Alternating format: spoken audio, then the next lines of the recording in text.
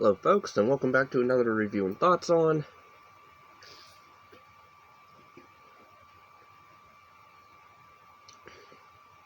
this time checking out Christina Ricci film 2022 Monstrous, which is a American supernatural thriller directed by Chrest Sivertson, whatever. It was written by Chrest, and it stars Christina Ricci, which, if you know her from the Addams Family, Monster, with Steris, their own, whoever her name is. So I am a bit of a fan of Christina Ricci. I know she hasn't done like a huge amount of, stuff throughout the years, really, after Addams. I mean, she has, like, but they're not well-known stuff, is what I'm getting at. Like, she's done, to me, it seems like a lot of indie stuff, because I watched, like, a little video of what the heck happened to Christina Ricci or whatever, and it went through, like, eras of her life and films that she starred in. This one, it tries to do if you've seen the Babadook, Duke, whatever, I would say that's a better film than this, because at least that one, you can interpret it any way you want. This one, and plus the characters, I like more, aside from the son in that one a bit, even though he does get a bit annoying early on, but then you understand sort of why he acts the way he does. Granted, this one, it took me a while to, like, warm up to the kid in this one, because he did dumb stuff in this, but then it was like, oh, I get sort of why he's lashing out and stuff. But, I mean, the gist of this film is a woman, Laura, I believe, is her name. I can get... Pretty much, the story centers around a traumatized woman fleeing from her ex-abusive husband with her 7-year-old son in the 1950s. And pretty much, they get to a new home, new town, and sinister things begin to happen around them. And she doesn't know if she's going crazy or if this is actually happening. Now, aside from the synopsis and plot, the acting in this from Christina Ricci is good. Everybody else, whatever. It's not bad acting to me, but it's just one of those. The look of the film even looks, not theatrical. I mean, I guess it's not trying to be, because it's more of a quiet, it's more of a slow burn. I gotta describe it as more of a slow burn. Even then, I was still bored with what was going on, because it's not really more of a horror film, it's more of a psychological thriller, suspense. I mean, I guess if you've seen, like, a lot of movies, then you'll get the gist of what the twist of this is. Which, if you've seen Shamalama Ding Dong's The Village, I mean, I spoiled it there. But, aside from the twist, which I made a joke early on, or midway through, where I was like, maybe she's crazy. Because she, like, hallucinates at one point her house, like her living room, being melted, or in a weird, distorted vision way, and then she starts talking to herself, and then she opens her eyes and stuff is normal again.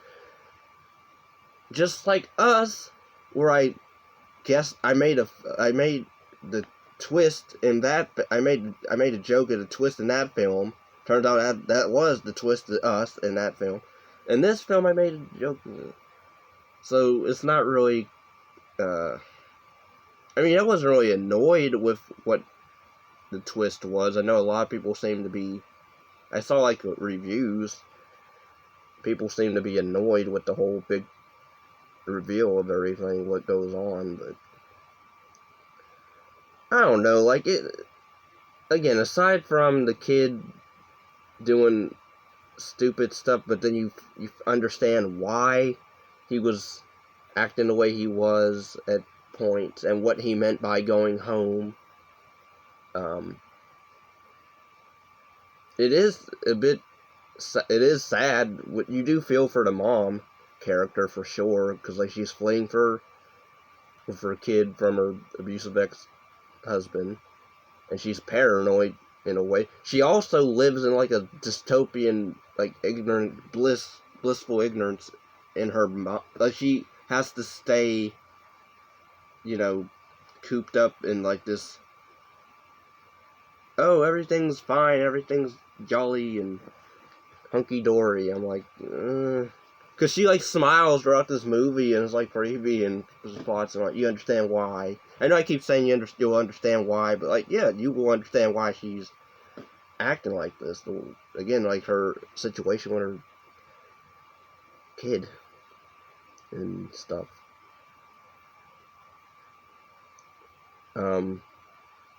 I was confused at first when the big twist came, when the third act begins, because like the supernatural stuff is kind of lame in my opinion. Because then I'm like, at one point I really don't want to spoil the film, but like the way this movie goes, like with the rules of what's going on, and really there are no rules when you think about it, because it really makes no sense of what is going on. It makes sense, but then there's spots where it's like doesn't make sense, such as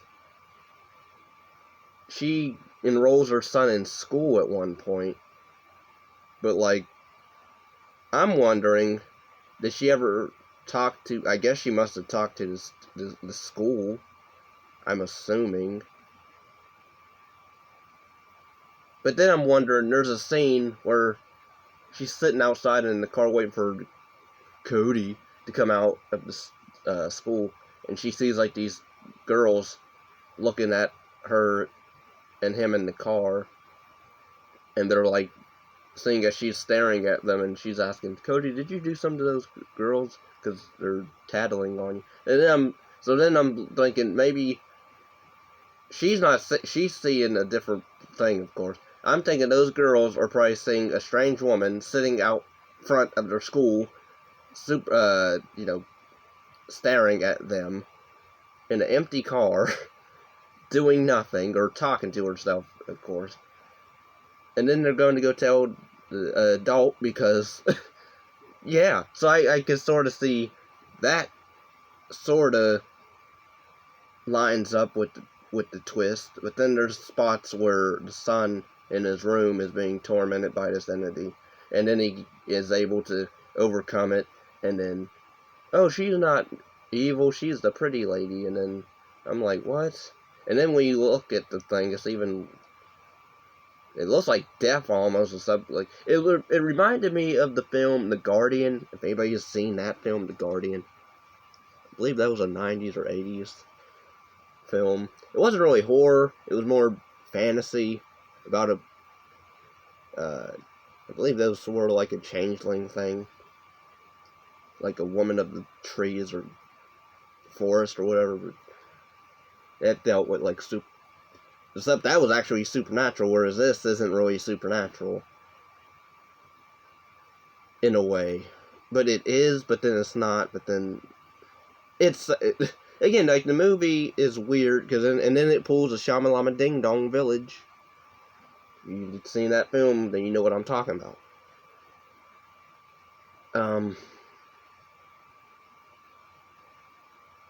But yeah, overall, and then even the side characters I didn't really care for, like the landlord and his wife.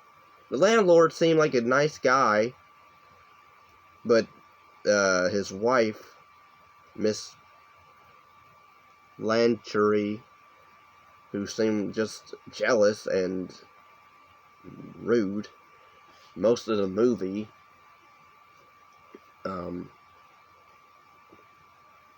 But then I didn't understand, like, her comments. I swear she mentions Christina Ricci's son as well in an argument or something, like, they're going to take your son. Yeah, because she does say they're going to take your son away from you if she finds drugs or whatever in the house.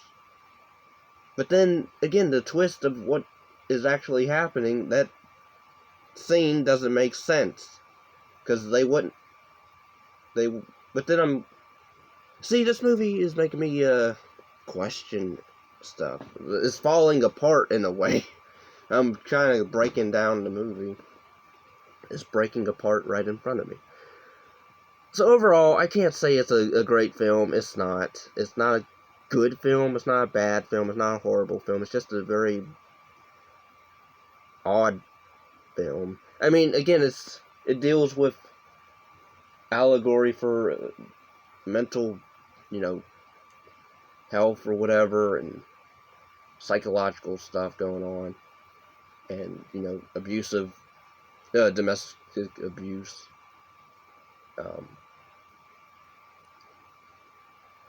But yeah, I mean, even the way it ends, like, it's kind of down. It does not really a downbeat, but at the same time, it's sad. But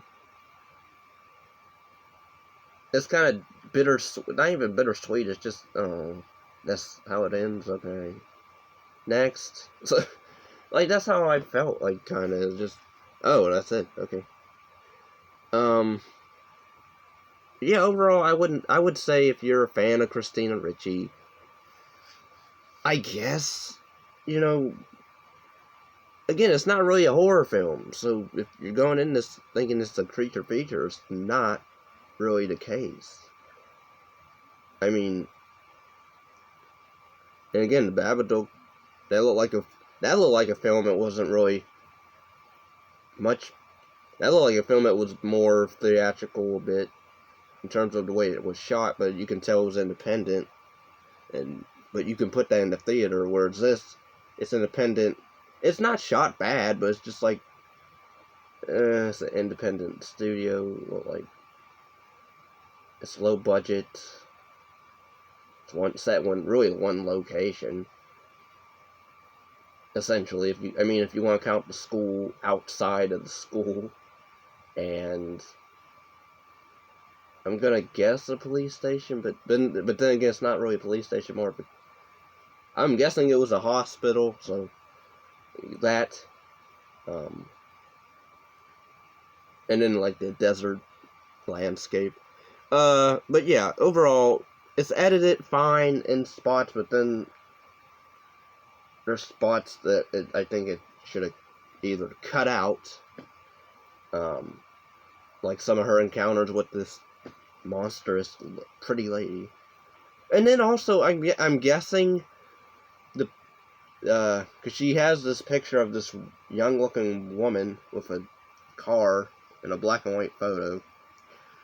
And then, like, at the end, like, it's the photo, like, it says Grandma's new car, I believe, so I'm guessing that was her mom's car. But then she sees visions of this younger woman who I believe was in the picture, who she's reminiscing of. So that was weird. Again, I didn't understand who that character was. And then it seemed like even at one point when she's at work, like doing the typing away thing that they had women do back in the day, it seemed like one of her co-workers that was like sitting like across from her. I swear that was the same actress that was in the picture of who she was looking at in the picture. But okay, I guess not. I don't know. And then she at one point gets drunk. She starts to self-medicate with liquor and beer and alcohol. But then I guess she just kicks that aside at the end, like, which is very easy for her, I guess. But yeah, overall, I would say I'm not gonna watch this again because it wasn't really worth it. I would say watch The Babadook, which is a better metaphor film for whatever. That film really lets you interpret whatever way you want, in a way.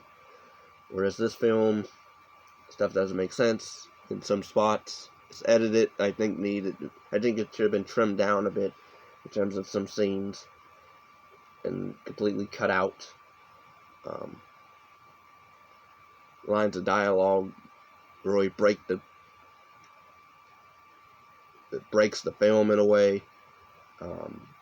Yeah, so, yeah. Overall, thanks for watching. Take care, peace, and love. Like, comment, subscribe, share.